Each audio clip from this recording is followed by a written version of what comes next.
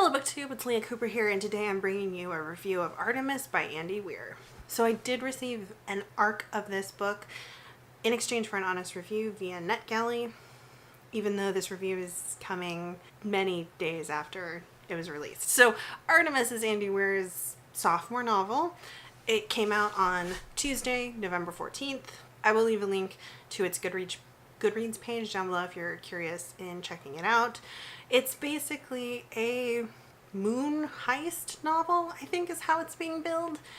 It is about a colony on the moon called Artemis, and it's a little bit of a Wild West frontier town insofar as it doesn't have a whole lot of external international oversight. It definitely has that feeling of being a small frontier style town that just happens to have a thriving tourist business. Our protagonist is a young woman named Jasmine Bashira, who goes by Jazz, who is from Saudi Arabia and whose father immigrated them to Artemis when Jazz was quite young. She was like 6, and she's since grown up on Artemis, so she knows the ins and outs of the place. Her father is a renowned welder, but she's had a falling out with him and now works as a porter slash smuggler. And so she's kind of one of those lovable rogue, morally gray type characters.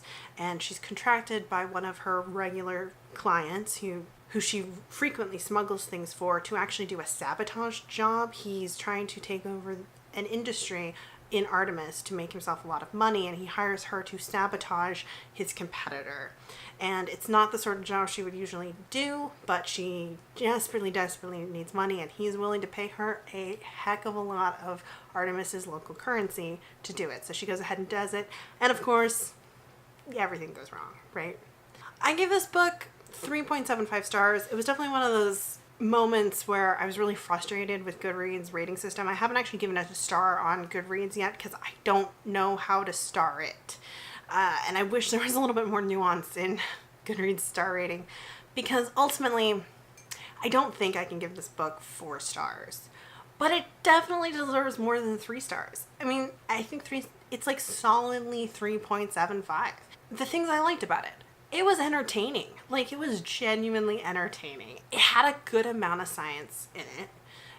And it had an entertaining, rough, but not terrible protagonist trying to eke out a living in a situation where things go wrong, because of course they go wrong. It was very easy to read. It did take me a really long time to read this, but it wasn't because it was hard or because I was bored at any point. It was just because life has been really busy. And usually any book that's easy enough to read, has decent characters, and is entertaining, I will give a 4 star.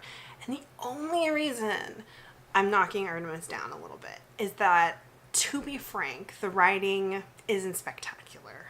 There's nothing especially beautiful about the writing. It gets the job done.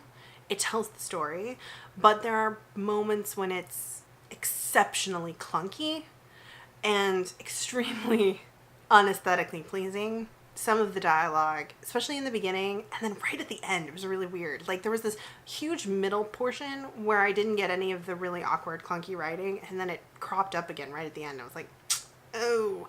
Also, there was this phrase he kept using. He kept using the phrase super duper. Like, multiple different characters would say super duper. And that's just, it's got to be an Andy Weir thing. I've never read The Martian, so tell me in the comments below if he uses super duper in The Martian, because it's not necessarily an unusual phrase, but like, it's not something I hear lots of people using or anyone using in my life. And so it's a kind of verbal tick you might expect from one character, and it's like a character quirk that they use super duper. But the fact that so many different characters throughout the book used super duper, it was just so cringy. And I have to assume it's an author thing. So let me know. I'm really curious now. It drove me nuts though. And there's just like some really choppy sentences, especially anytime you've got sentences around dialogue. They just get really choppy. And a lot of uhs and ums in the dialogue, which I feel like needs to be a little bit more streamlined so it's not quite so jarring to the reader. I don't know. There was some clunkiness to how it was written.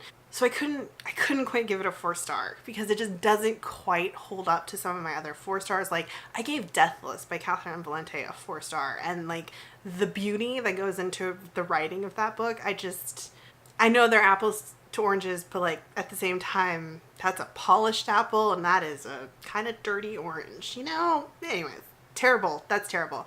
Because here's the thing, even though there were some of those clunky parts, there were other points in the book, especially whenever he is talking about science in any way, that his writing is really great. Like, it's genuinely good and fun and entertaining to read.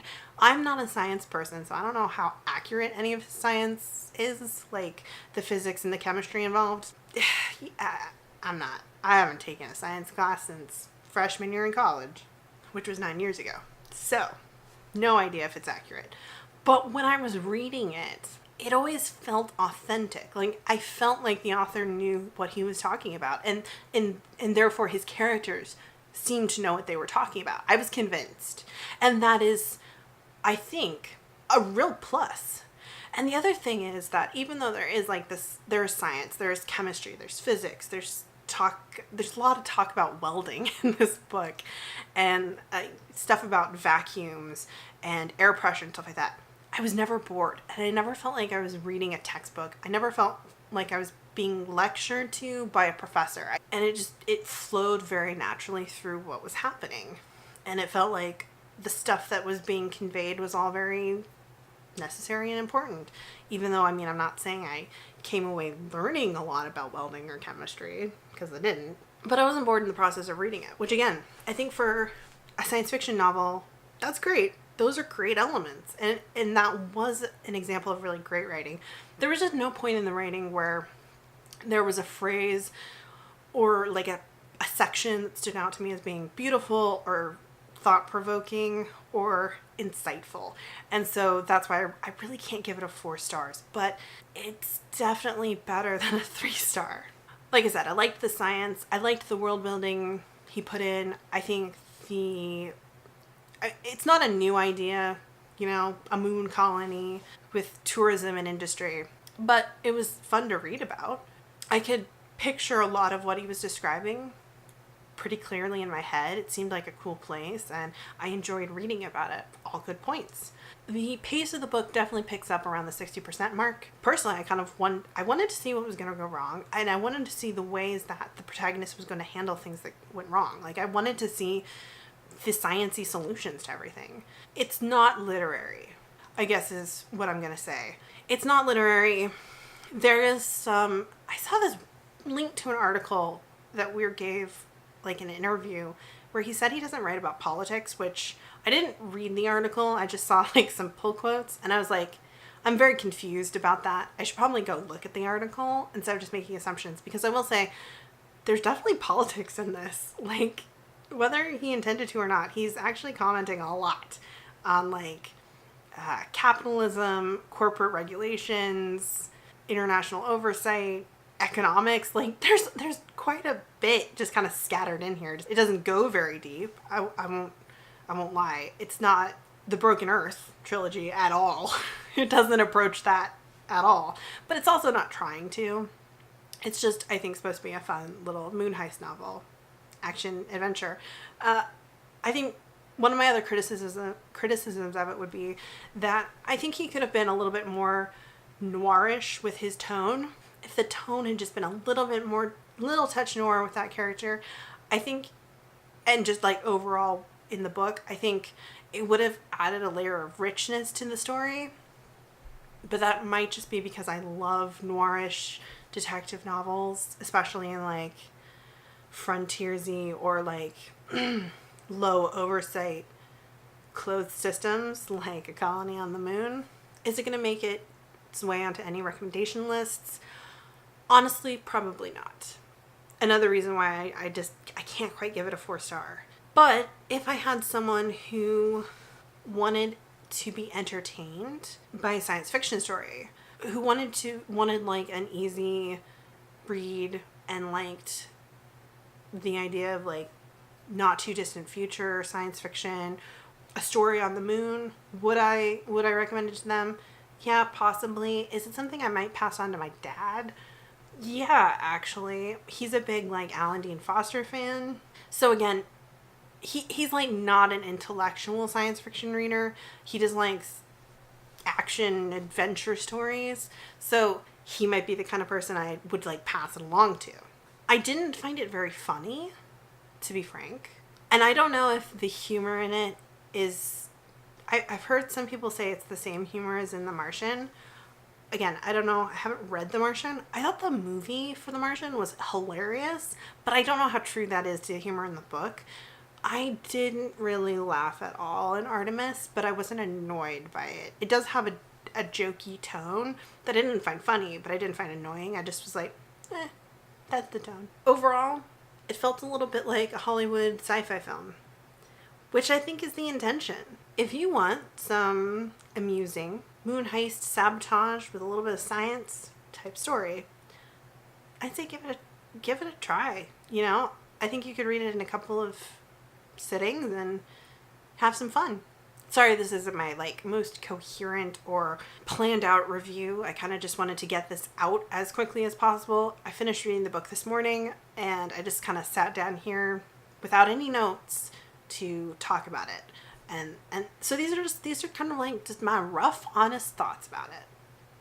Anyways, let me know down below if you've read Artemis and what you thought of it, or if you're thinking about checking it out.